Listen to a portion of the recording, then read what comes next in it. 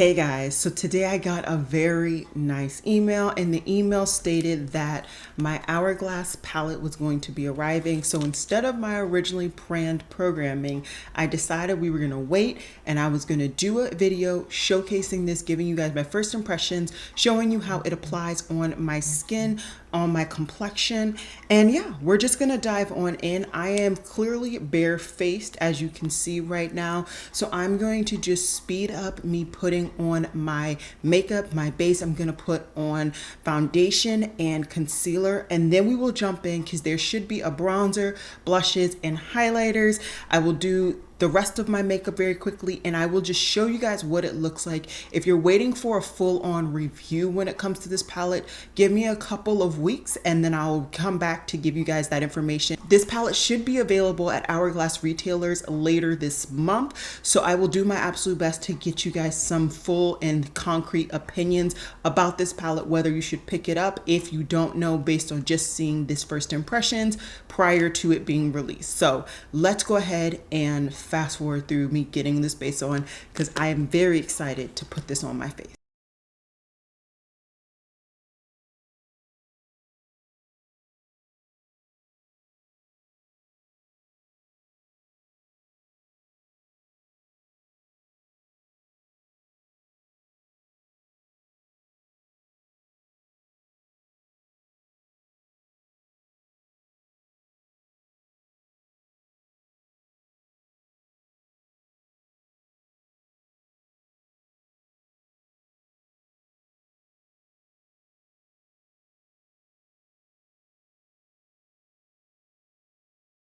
Alright, so right now you guys should be seeing the B-roll of me swatching this particular palette.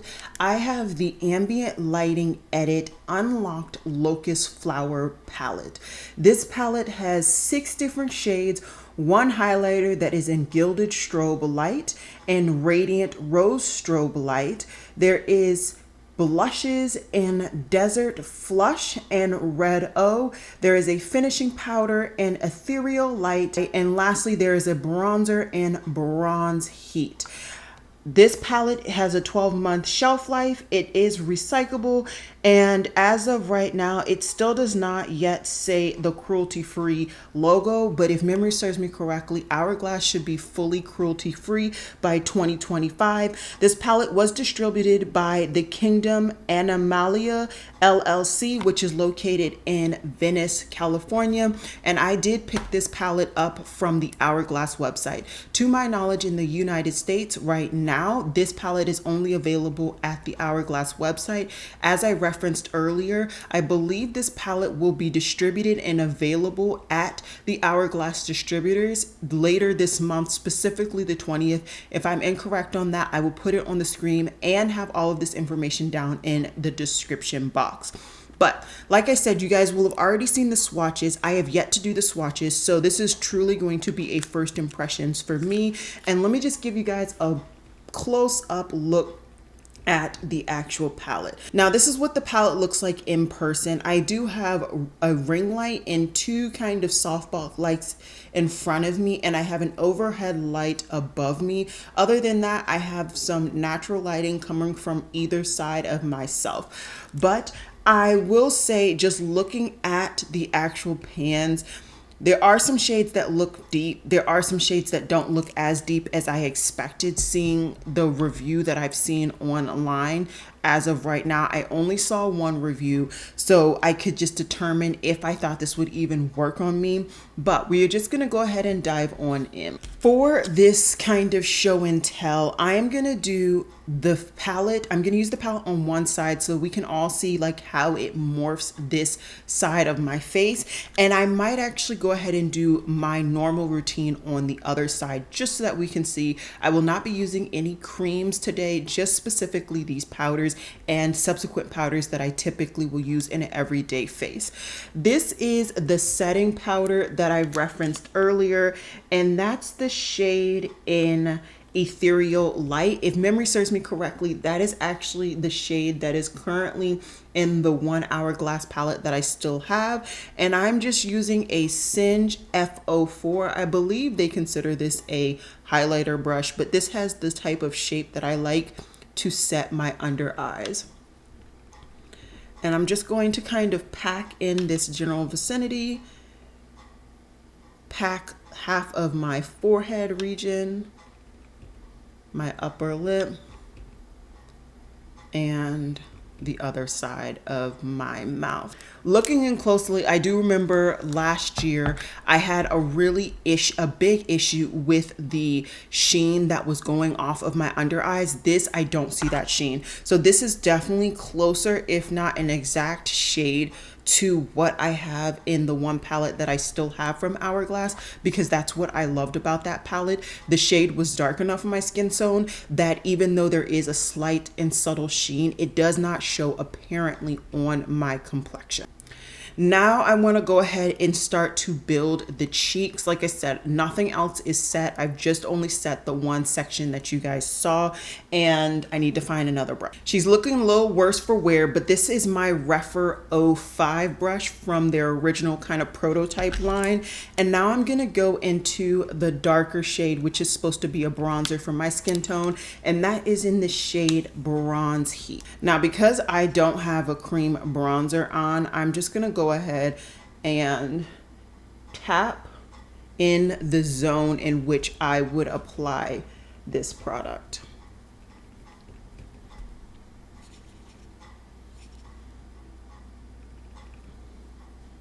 Like I said, typically I would go ahead and put a cream bronzer on if you know anything about my routine.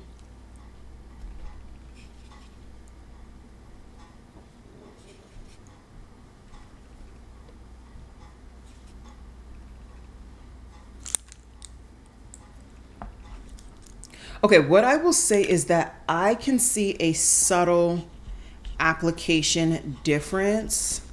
I don't know if you guys can see, so I'm trying to pack it on. I will say the difference between in person and on camera can be different. So what I can see in person sometimes is not as easily deceptible on camera.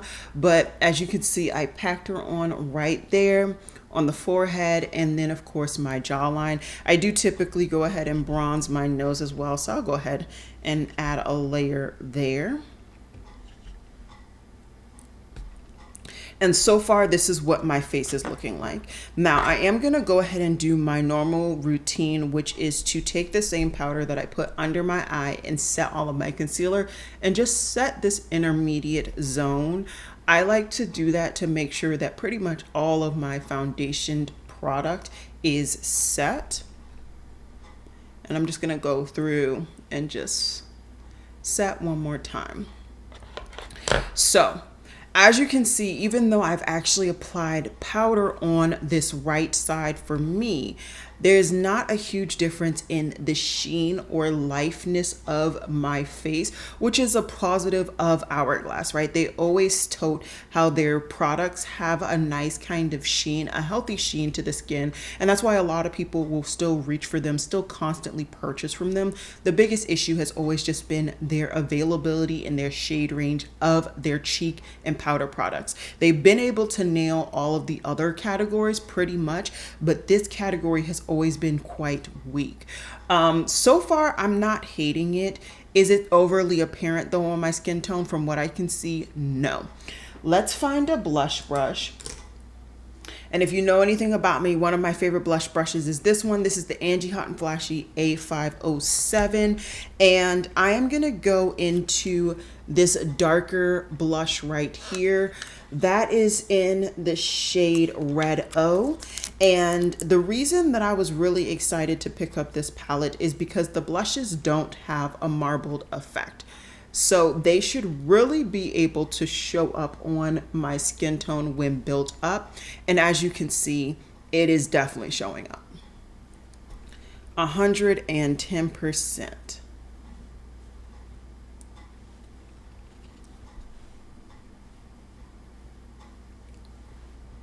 That is looking really, really pretty. I actually really like that blush. It's still skin light, but it's giving me a beautiful color that's not overly stark. I do tend to do a little bit extra on the blush, so I'm just gonna kind of blend out the actual edges once again with that finishing powder, but it's looking really, really pretty. I'm actually really liking how this side is building up. Now, I believe they consider both of these shades highlighters. I kind of like this darker tone personally, so I'm gonna go ahead and reach for that. And the darker of the two is called Radiant Rose Strobe Light. So I'm gonna go ahead and apply that on my cheekbones. Ooh, this is beautiful. This is actually very, very pretty. Okay, so I've changed my mind and I'm not gonna do what I originally said. Originally I said that I was gonna do one side, one color, my normal routine, and the other this palette. It's just gonna be all of this palette. What I'm gonna do is set this side, do my bronzer on this side, and then I will come back to do the blush and the other highlighter, because at this point I think we need to see all of the shades in this palette on my skin tone in this one video. So give me 1 second. I'm getting excited. Bronzer and powder on both sides. Now let's dive into this side, looking at the other blush and the other highlighter. I have a lot of these brushes from the Angie Hot and Flashy collection, so I'm just gonna go ahead and reach into a new brush. And now we're gonna go into the lighter of the two blushes, which that is in the shade Desert Flush.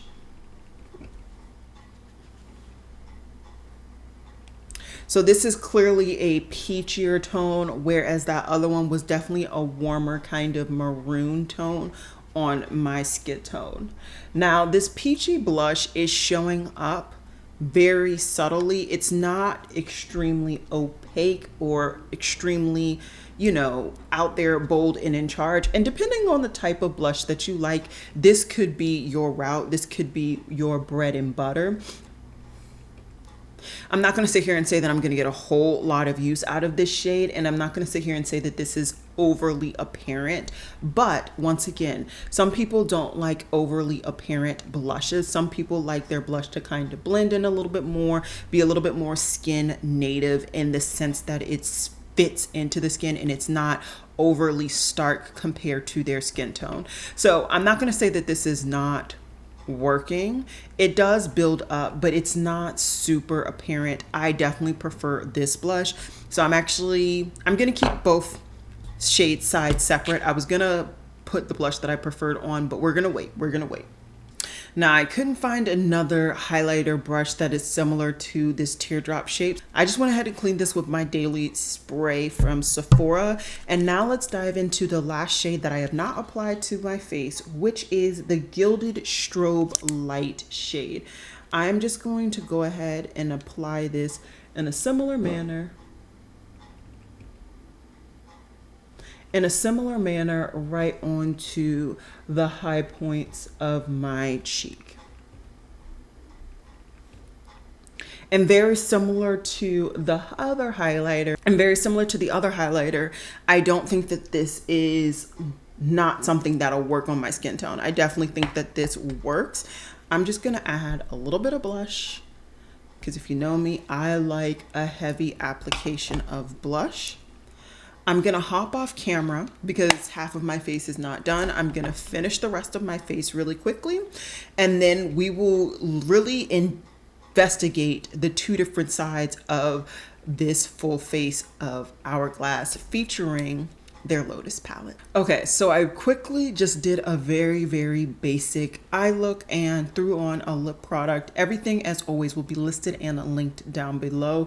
But let's come in a little bit closer and really focus in on the cheek area. So as I mentioned before, this is the second side that I did, and this is the first side that I did when it came to applying the Hourglass cheek products. Also, I never took the little cover off. This side, we have these two products.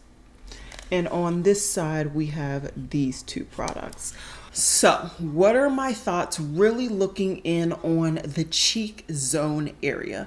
The highlighters, phenomenal. I've never really had a problem with Hourglass highlighters. They've always felt like they were really appropriate for my skin tone in the respective shade curated collection that they presented for my skin tone in these holiday palettes. As for the two blushes, as always, I feel kind of split. I definitely like the direction that they're moving forward with not marbling both of these shades. I think that is more appropriate for darker skin tone with their specific formula. That said, for me, I would only get use out of this darker shade of blush, this red O shade. This lighter blush, although I understand who it is meant for, sis, is not meant for me. That said, I definitely think that you can see a pigment in real life that may not be presented on camera. And so for those who want a blush or a product to kind of be put in that zone, but they want something to be very, very natural, very, very kind of light on their skin tone, but they are of my skin tone, I definitely think that this could potentially be appropriate for you. As for the powder, I think this is the best powder that they put in this holiday palette for darker skin tones. Typically, like I said, in previous years, I felt like the powder was just too light for my skin tone. So the shimmer and the sheen that was presented in the powder was just stark and just unnecessary, and it pretty much looked like I was putting a highlighter to set my under eyes. So I definitely really like this powder a lot more for my skin tone. As for the bronzer, I think that they're getting closer to the appropriate bronzer for my skin tone. And I definitely think that this particular bronzer in this palette, which is what, Bronze Heat, is definitely better than in previous renditions of these palettes. That said, I definitely think that this is going to be one of those bronzers where I know that I have to put a cream bronzer under and then can kind of just set with this powder bronzer. That is something that I do typically do. I always put on cream bronzer and then powder bronzer. Same with cream blush and powder brush. And I will definitely be working with these two powders, both the blush and the bronzer, in conjunction with my normal routine of adding creams under to see if I like them even better. But in this application now, where I'm just using what's in this palette, what I will say is I think that all the products work on my skin tone. In general, that's so much better than what I've seen in previous holiday releases from Hourglass for somebody of my skin tone. As I always like to mention, I am not the darkest skin tone in the world. I am nowhere near, honestly, deep dark in 90% of the formulas that are being presented now. I am typically in the dark, medium dark range. I will always have my foundation shades that is closest to my skin tone down below. If you're wondering, right now I'm wearing the Merit foundation, and I like to wear this in sepia. If you are LYS girly, I wear DN3. And I will have some other foundation shades, like I said, down below for you guys. I just can't remember any more off the cuff of my head. But like I said, I definitely think that this is a lot better for Hourglass. But let's talk about the price. So Hourglass is constantly increasing the price slowly but surely when it comes to these palettes. I believe the first one that I picked up was $75 or $80. Last year was $85, and this year it is now up to $90 to pick up this 6-pan eyeshadow palette. So that is definitely something that you need to consider and think about prior to picking up. Is it worth it for you to pick up a 90-pan palette? Are you going to get significant use out of this? $90 for 6 shades. If we calculate it, let me do it on a phone to make sure that I get it correct, because today has been a day. That's $15 per powder in this palette. So if you are able to get use out of all 6 shades, think about it. Is spending $15 on a product worth it for you? Is that something that you typically do? Let's say you, like me, don't think you're going to get any use out of this one lighter tone. Then you have 90 divided by 5, which is $18 per pan in this palette. Now, that is also something to consider as well, but also in the depth of, are you going to actually use all of the product? Is it something that's just going to sit in your collection? All of these things need to be considered. If you buy from the Hourglass website, currently you can customize your palette. So if you are somebody who is of my skin tone and you like the inside, but you don't like the packaging, or you would prefer the packaging of one of the other covers, you can mix and match, customize, just as you were able to do last year when they first launched that concept. I was told in my live that people didn't want to see me compare this to anything else. They just wanted to see this on my skin tone. So I'm not going to do that in this video. I just want to really get this video out for you guys. But linked down below will be my video from last year. It's a little different, okay? But I will have the swatches, if any, if nothing, of the previous other holiday palettes that I picked up. So definitely pay attention to that. And I also might go ahead and splice that into this video at the beginning so that you guys could have gotten that comparison. Like I said, overall right now, I am definitely happier with this palette at this juncture than I was in previous palettes, previous holidays. So food for thought. Like I said, I need a couple more weeks with this palette prior to really giving you guys my full thoughts. So I will definitely do my absolute best to get that out prior to it releasing in the retailers. But if you have any questions, comments, or concerns, please don't hesitate to put them down below.